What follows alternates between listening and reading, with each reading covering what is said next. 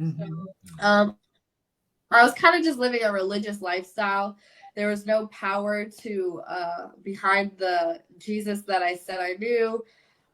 So I just grew up very rebellious and everything like that. But what's really crazy is when I was younger, I wouldn't say that I dealt with this spirit of depression, or I didn't deal with suicide.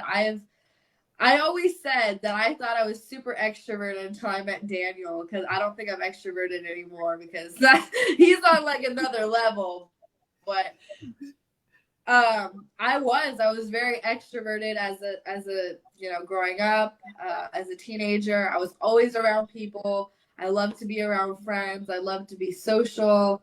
I was always doing something funny to get everybody to laugh. I was always embarrassing myself to, make somebody laugh, to bring somebody joy. I was known as the goofy one. I was always just doing goofy things. I actually won the superlative in high school of the loudest. Go figure. People always, you laugh so loud, people can hear me laughing down the hallway. Yeah. So I was very extroverted. I'm sorry. Oh no, Oh, go I ahead. thought you said something. I'm sorry. Can you hear me okay? Yes. Okay. Okay.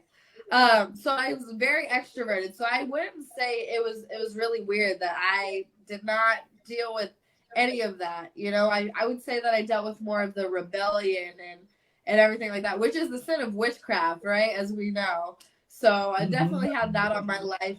But I was just super lost. I was not following the word. I was not following Jesus properly. And that just led me down a bad rabbit hole. As soon as I got, old enough to go on my own, I went to North Carolina for my freshman year of college.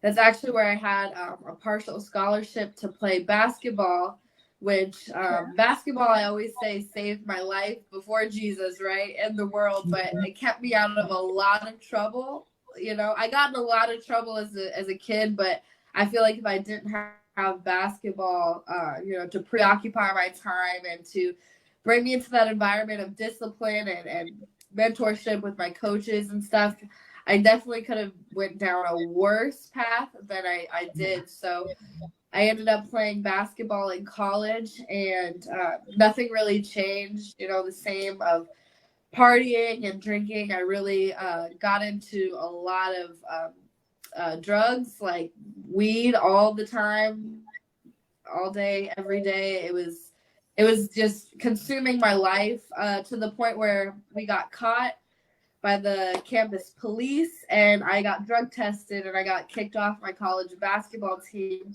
the day that we were supposed to leave, or a week before. It was the day of a game, so it was a game day, but we were leaving to like uh nationals or whatever the next week. So once I got kicked off, I totally spiraled.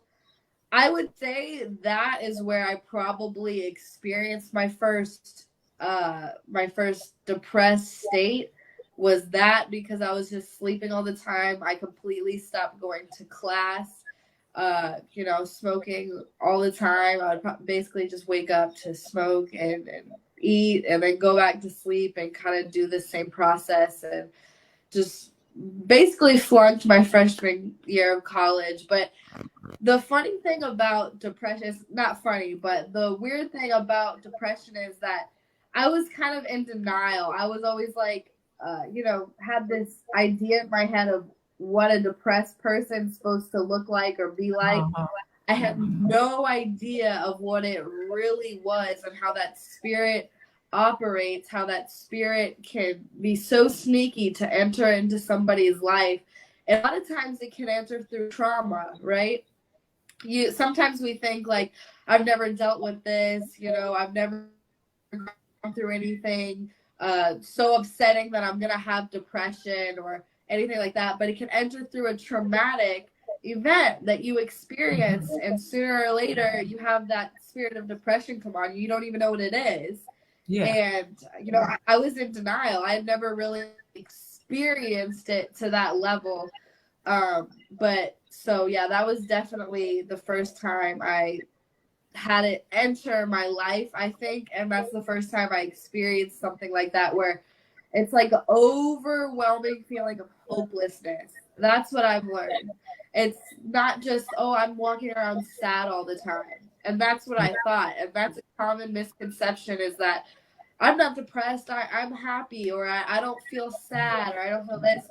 It's actually a hopelessness. It's actually a feeling of nothing. Like you're empty. It's an empty feeling. It's a void feeling, because we're actually supposed to have that filled with the Holy Spirit and with God. So that's definitely where it entered through them. Do you want me to go through? That's just before I was saved, obviously. Is that where you want me to kind of? Yes, but I wanted to jump in just to ask the question. Did you go ahead. get into smoking marijuana before you went to college, or how did that get briefly? Yeah, briefly. I was hanging out with a lot of the wrong crowd through high school, but in parties and stuff, it would be like that. But of course, I still lived home with my parents, so I wasn't doing anything too extra crazy. But it was when I went to college. I was full blown just addicted to people say you can't get addicted to marijuana, but it's the feeling that you get, anybody who smokes, that it's that demon, right? Because a demon enters you. It's actually like a python spirit that enters you, wants to constrict you. So that's really where it entered my life. And also that's probably a factor of the depression and someone said oppression in the chat. That's what it is. Yeah, depression is oppression.